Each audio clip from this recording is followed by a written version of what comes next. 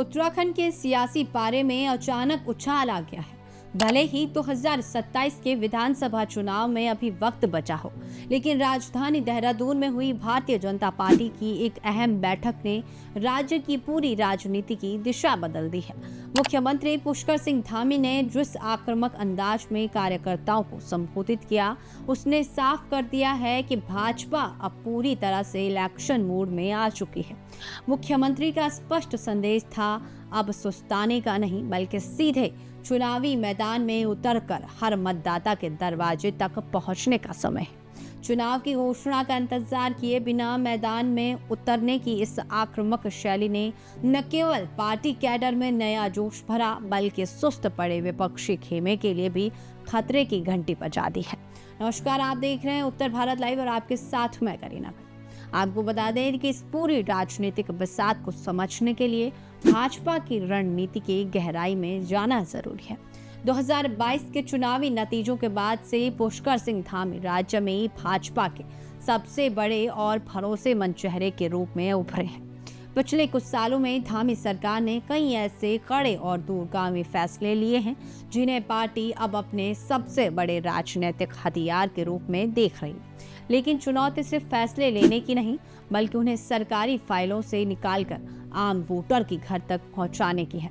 भाजपा इस बात को बखूबी जानती है कि बड़ी रैलियां और मंच से दिए गए भाषण केवल माहौल बना सकते हैं, लेकिन असली जीत बूथ पर पड़े वोट से तय होती है। इसी बूथ मैनेजमेंट को मजबूत करने के लिए पार्टी ने अभी से कमजोर बूथों की पहचान, कार्यकर्ताओं की रीमैपिंग और जनता से सीधे संवाद की रणनीति पर काम शुरू कर दिया। दूसरी तरफ मुख्य विपक्षी दल कांग्रेस के सामने अब दोहरी चुनौती खड़ी हो गई है। कांग्रेस लंबे समय से बेरोजगारी, महंगाई, पहाड़ों से लगातार होता पलायन, स्वास्थ्य सेवाओं का बदहाल ढांचा, लचर शिक्षा व्यवस्था और जर्जर सड़कों जैसे संवेदनशील मुद्दों को लेकर सरकार पर लगातार हमलावर रही है। विपक्ष की योजना इन बुनियादी समस्याओं को बड़ा मुद्दा बनाकर सरकार के खिलाफ जन असंतोष पैदा करने की है।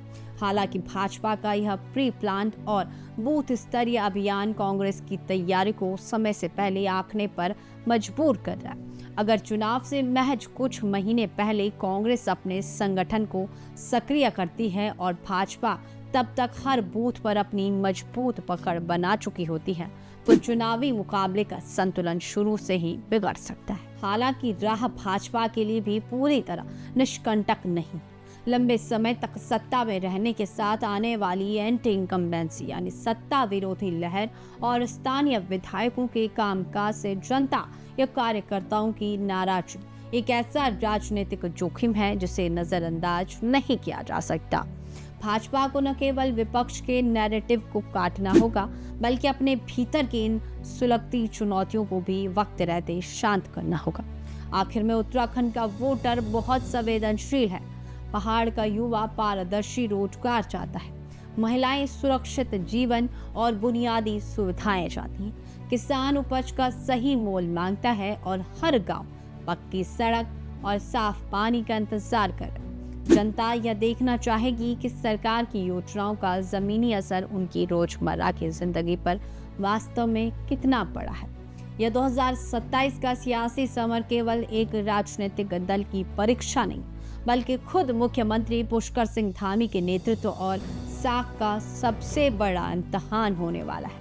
अगर भाजपा लगातार तीसरी बार उत्तराखंड में सरकार बनाकर हैट्रिक मारती है, यानी कि इतिहास रचती है, तो धामी का राजनीतिक कद और ज्यादा मजबूत हो जाएगा। लेकिन यही नतीजे अपेक्षा के अनुरूप नहीं रहे तो स्वाभाविक रूप से सवाल नेतृत्व और रणनीति दोनों पर उठेंगे। अब देखने वाली बात यह होगी कि क्या कांग्रेस भाजपा के अभेद बूथ किलेबंदी का काट ढूंढ पाती है, या फिर भाजपा का यह आक्रामक चुनावी शंखनाद विपक्ष के हर हमले को बेअसर कर देगा। उत्तराखंड की राजनीति अब अपने सबसे दिलचस्प मोड़ पर पहुंच चुकी है।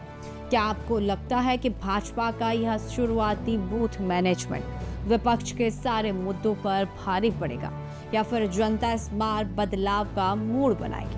अपनी राय कमेंट में जरूर बताएं और बने रहे उत्तर भारत लाइव के डिजिटल प्लेटफॉर्म के साथ।